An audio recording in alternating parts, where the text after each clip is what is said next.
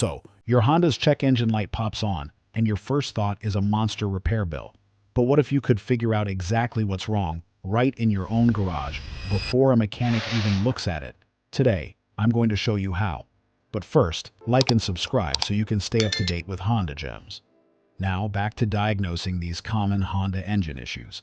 A quick heads up though, this advice is for gasoline-powered Hondas, your Civics, Accords, Pilots, and CR-Vs. If you're driving a brand new electric model like the 2026 Prologue, your system is totally different.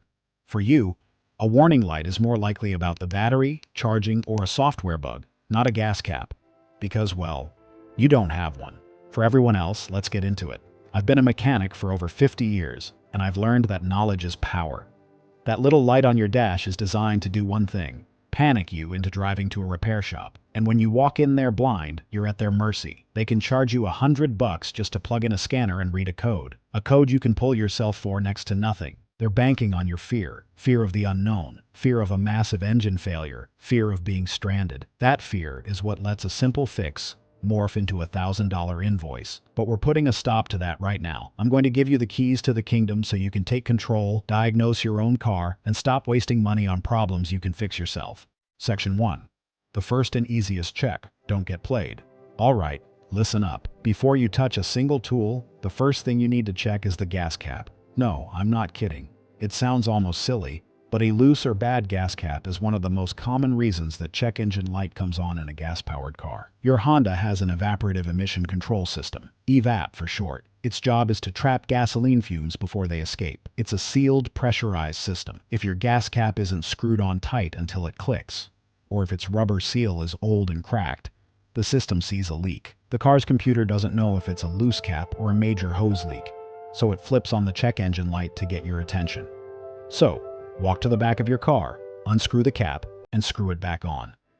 Make sure you hear a few solid clicks. If the cap looks worn or the seal is brittle, a new one costs just a few bucks, the cheapest repair you'll ever make. Now, the light might not go off right away. You may have to drive for a day or two before the computer rechecks the system and gives you the all clear. If the light vanishes, you just saved yourself a $100 diagnostic fee with 5 seconds of work. Section 2. Your secret weapon, the OBD2 scanner. If the gas cap wasn't it, it's time to bring out your new best friend, the OBD2 scanner. OBD stands for Onboard Diagnostics, and since 1996, every gasoline car sold in the US had to have an OBD2 port. It's the universal language for all modern cars, including your Honda. This little gadget is your direct line into your car's computer. It's what the pros use, but you don't need their $1,000 snap-on tool. A simple, affordable scanner tells you the exact same codes. They aren't magic. They just read the information your car is already trying to give you. So, where do you find the port? On 99% of Hondas, Civic, Accord, CR-V, you name it. It's tucked under the driver's side dashboard, usually near the steering column. You might have to get on your knees and look up, but trust me, it's there. It's a 16-pin, trapezoid-shaped connector, and the scanner only fits one way. Here's how easy it is. First, make sure the car is off. Second, plug the scanner into the port. It'll power on using your car's battery. Third, turn your key to the on position, but don't start the engine. Your dash lights will all come on. The scanner will connect to your car's computer. Just follow the prompts on the screen. Look for a menu that says Read Codes, or DTCs, which stands for Diagnostic Trouble Codes. Select it, and in a few seconds, it'll show any codes that have been triggered. Write them down. It's that simple. Section 3. Cracking the code. What your Honda is really telling you. Now you've got a code, something like P0301 or P0171. It looks like gibberish, but it's a direct message telling you where to look. Let's cover some of the most common codes on a gas-powered Honda. Misfire codes, P0300 to P0304. The shaky engine problem. A code from P0301 to P0304 means you've got an engine misfire. The last number points to the cylinder. So P0301 is cylinder 1, P0302 is cylinder 2, and so on. A P0300 code means random misfires are happening. A misfire is just what it sounds like. The fuel and air in a cylinder isn't igniting right. This gives you a rough idle, hesitation when you accelerate, and sometimes a flashing check engine light. Now listen, if that light is flashing, pull over and shut the car off as soon as it's safe. A flashing light means raw fuel is being dumped into your exhaust, which will fry your catalytic converter, a repair that costs a fortune. What causes a misfire? 9 times out of 10, it's a bad spark plug or a bad ignition coil. Pop the hood and take a look. The ignition coils sit right on top of the spark plugs. Are they corroded? Are the plugs worn? Changing spark plugs is basic maintenance, and it's a job most people can do at home to save a few $100. Oxygen sensor codes: P0135, P0171, P0172. The fuel guzzler. Seeing a code in the P0100 range often points to a sensor, and the oxygen O2 sensor is a frequent offender. These sensors live in the exhaust and measure the air-to-fuel ratio. When one goes bad, the computer has to guess how much fuel to use, and it usually guesses rich.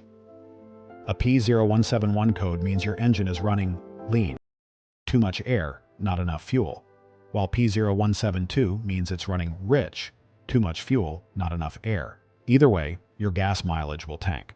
Knowing the problem is just a single bad sensor is a huge advantage at the shop. They can't sell you on a new fuel pump when you know exactly what's wrong. MAP sensor code P0107/P0108. The sluggish Honda problem. If your Honda feels lazy, hesitates, and just doesn't have its old get up and go, you might see a P0107 or P0108 code. This points to the manifold absolute pressure MAP sensor, which tells the computer how much load the engine is under. A bad reading confuses the engine, causing awful performance and terrible mileage. It's another part that can fail, but it's a simple diagnosis once you have the code. Section 4. Honda's Dirty Little Secrets. Let's talk about a couple of issues specific to certain Honda gasoline models. This is the stuff they don't exactly brag about in the brochure. A serious warning for 1.5-liter turbo owners, Civic CR-V Accord. If you own a newer Honda with the 1.5-liter turbo engine, you have to watch your oil like a hawk. These engines are known for fuel dilution, where gas seeps into the engine oil. It's a bigger problem for folks who take lots of short trips in the cold, where the engine never gets hot enough to burn that fuel off. When gas thins out your oil, it can't lubricate the engine properly. This leads to premature wear. Honda has tried to fix it with software updates, but you still need to be vigilant. Next time you check your oil, smell it.